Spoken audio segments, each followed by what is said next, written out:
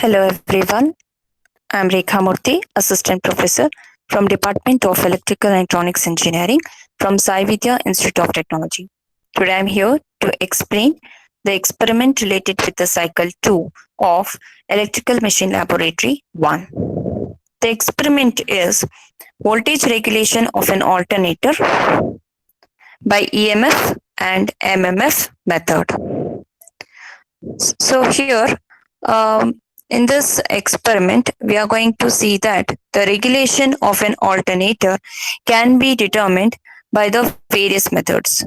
What are those two methods? That is EMF method and MMF method. So here the EMF method, this method is usually requires some data to calculate the regulation. That is why we need to conduct the two tests. One is open circuit test and a short circuit test. From the open circuit test, we can bring out the characteristics, which is nothing but the open circuit characteristics, which are the graph of open circuit voltage against the field current. So this can be possible by conducting an open circuit test. And even the short circuit test, from the short circuit test, we can obtain the characteristic, which is nothing but a graph of short circuit voltage against the field current. So the alternator is usually, it will be coupled to a prime mover, which will be capable of driving the alternator at its synchronous speed. Here the armature is connected to the terminals of a switch, and the other terminals of a switch are short circuited through an ammeter. And the voltmeter is usually connected across the lines to measure the open circuit voltage of the alternator.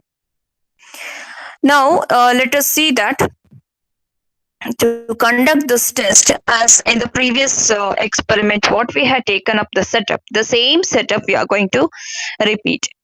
The test is we are going to conduct a test onto an alternator. So nowhere we are going to make use of a transformer. So let us see that what are the equipments do we require. So these are the equipments we require. So it will be almost similar. The thing is the transformer is missing because here onwards we are going to conduct a test only on the alternator. So we require a generator motor setup and the resistive load. Okay. Apart from that, we require a rheostat which is of 600 ohm and voltmeter and ammeter. Right. So here, what range you have to use? So before we decide with this what range we use, we should know the nameplate reading of that. Then only you can judge.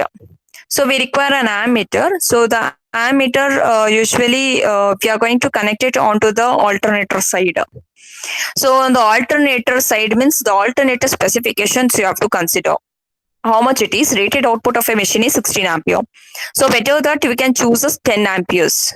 10 amperes. Okay, 10 amperes of a ammeter we require. And usually it is a 3-phase. So the voltmeter we require, that is of 600 volts. Okay.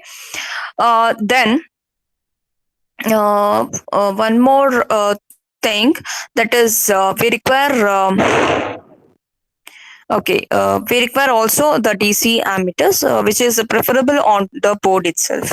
Okay, so these are the components we require. So an ammeter which is of 0 to 10 amps and voltmeter 600 volt, rheostat 600 ohm itself, and we require an additional load.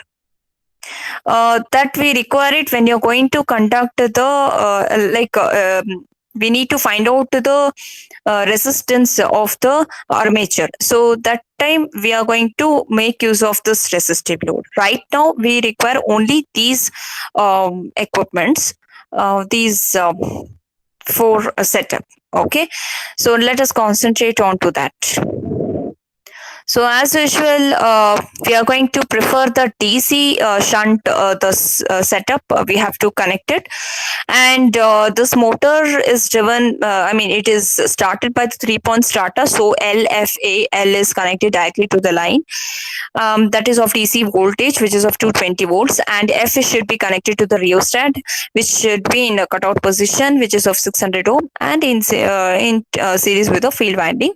and armature is connected to the motor. And the alternator here, we are connecting between the U and V terminals. So all these three terminals will be utilized here because we are conducting a test on the alternator. So since we are finding three terminals we have to utilize, so definitely we require one switch, that is triple pole single through. Triple pole single through. So we require the TPST switch, right? So with this judgment, we require one TPST switch also. So in the components required, you have to make use of a TPST switch also. In addition to that, we require the two ammeters. Okay, one is in between the U and V terminal, and the another one we require the V and W terminal, which is of the range of a 0 to 10 amps. Why do you prefer that? Because the specification of this ammeter of an alternator current, that is rated out current, is only 16 amperes. So we prefer the 10 amps, which will be more preferable. And also, in addition to that, the DC supply should be given to this rotor, where a DC ammeter should be utilized. Now let us move on to the test. Before that, I can just show you that this is the setup where we are going to conduct an experiment, and you can see the equipments which I have taken up. I require a 600 ohm rheostat and the two ammeters. Okay, this is the one first ammeter, this is the second ammeter, and one TPST switch. This is what TPST switch it is. And this setup is almost similar as we discussed in the previous experiment, what we had done. The same setup we have to take up. So this is for the connection as usual. The positive is connected to the line, and the rheostat is connected to the field, and the other end of this, the rheostat should be connected to the Z, and ZZ coming back to the negative supply. So this completes a one closed loop of this, a part of the field winding and the line. Next, coming to the armature side, the armature terminal should be connected to the motor, and the other end of this AA should be connected back to the negative supply or to the ZZ. So this completes your DC shunt motor connection. Coming to the alternator, the U should be connected to the triple pole TPST switch. So red should be connected to the red terminal of this. So that is U. And coming to the V, it should be connected to the another terminal of a TPST, and W is connected to the another end of the TPST. Similarly, the other end of this TPST switch, that is the beginning, the first one, should be connected to an ammeter. The other end of the ammeter, which we have to prefer 10 amperes, should be connected back to the other terminal of the output of a TPST switch, the other side of the TPST switch. And the other side of the same TPST switch connection should be interconnected with the another ammeter, and the other ammeter should be connected back to the other side of the other end of the TPST switch. This is how we completed a closed loop. Now coming to the rotor side. So we completed the stator connection of the alternator. Now coming to the rotor. Positive supply should be connected to the field, and the other end of the field winding should be connected to the ammeter, DC ammeter, and the ammeter other end should be connected back to the negative supply. This is how we completed the rotor connection. Next, coming to the voltmeter insertion. Voltmeter is connected across the U terminal, and the other is connected to the V terminal. This is how we complete the connection. Coming to the OC test. So the circuit is rigged up as what we have shown here, with the SPST switch open. With the SPST switch open, and also the TPST switch is open. Okay. Now we have to switch on the supply. The supply is closed, and the speed of the motor is brought to its rated value by first moving this 3-point starter, and make sure that this rheostat is in cutout position. And by varying this, that is by varying this rheostat, we can make the motor to run with a rated speed of 1500 rpm. After once it is achieved, what we have to do now? Now the alternator should be the alternator field is excited by closing that SPST switch. Now you have to close the SPST switch.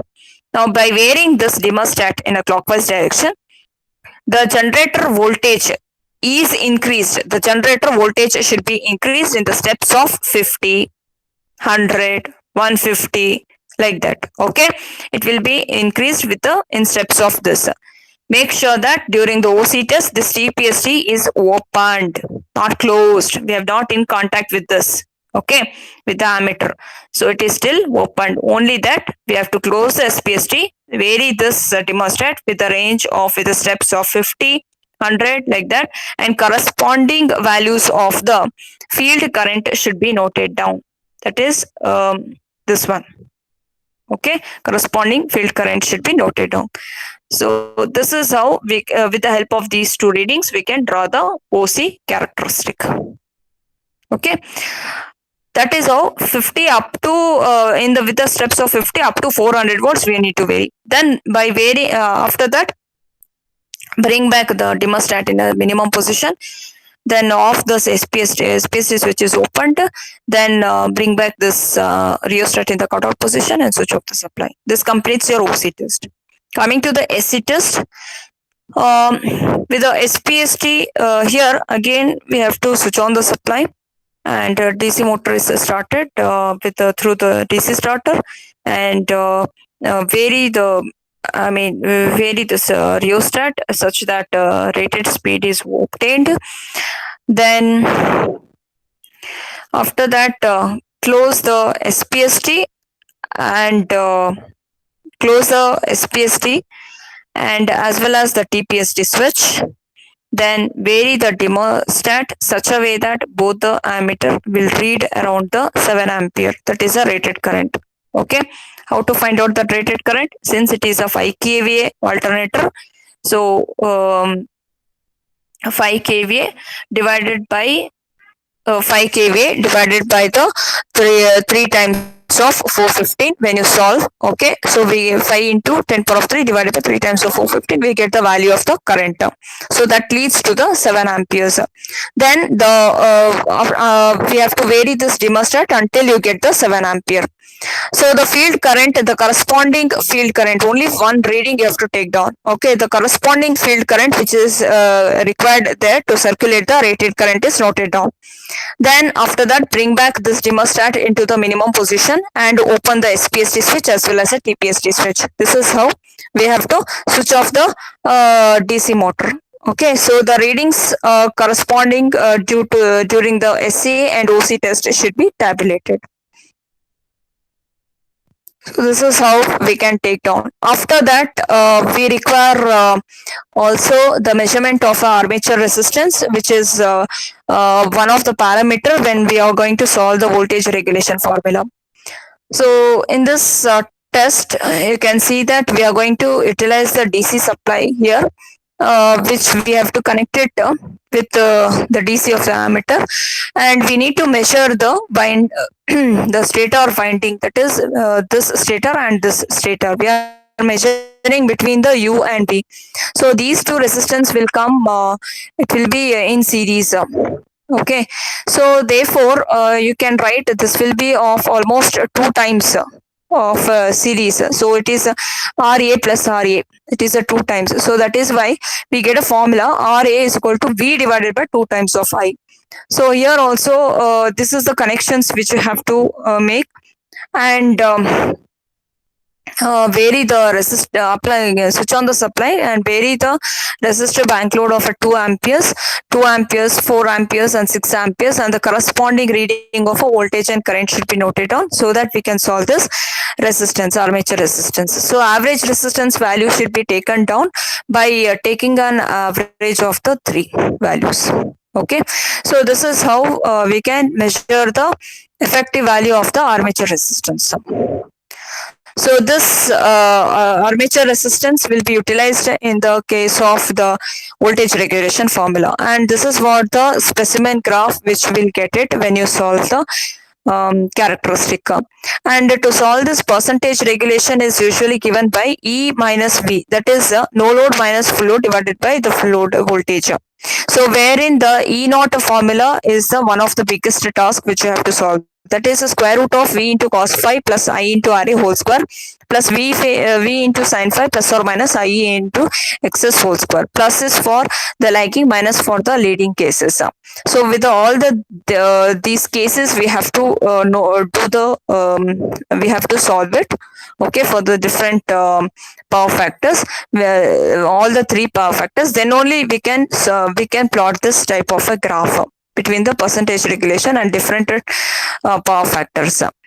And here, how to get this Ra value? You will get it from the previous the slide which we have solved, the average value of Ra. Then how to get the xs value is, there is one formula Zs which is equal to E, that is open circuit voltage, divided by the short circuit armature current. So this Zs is nothing but it will be the value of the AC, that is this value AC divided by the AB value. Okay, so this value will give you the Zs, and xs that is nothing but a synchronous reactance which can be solved by square root of Zs square minus Ra square. So we can get the value of xs. So this is how we can solve the regulation. And coming to the MMF method, the both the procedure it is almost similar. Only the thing is we will solve in a different way. We have to find out here IF1 and IF2. Okay, two field currents, we have to find it out with the respective voltages. So this method is mainly based on the assumption that for every voltage vector of an alternator, there is a corresponding MMF. Okay, so the MMF which you are going to draw vectors, it will be drawn at a right angle to the voltage vectors. So here we can consider that in the MMF. So the first thing is, like in this IF1 is the field current which is required to produce the voltage. Okay, so IF1, how to get the value of IF1? IF1 will be the value which is going to produce this. So we need to solve this. E1 is equal to V plus I into Ra. Then you will get one E1 voltage. Okay. So the E1 voltage, what we will solve now, that whichever the value it is going to intersect with the OCC curve, that gives you the IF1. What about the IF2? IF2 is the field current which is required to produce a rated current on a short circuit. So that is already we have already got that value, single value of a current, no, that is during a short circuit condition. So that IF1 we have to note it down. Okay, sorry, that will be the IF2. IF1, this is how we have to solve. So once you get these two values, then we can substitute to this formula. IF is equal to square root of IF1 square plus IF2 square minus 2 times of IF and IF2 into cos of 90 plus or minus psi. Again, plus is for lagging, minus for leading. So both the cases we have to solve. Then we can get the value of IF. So the corresponding we will get somewhere here. Let us imagine there is a IF here.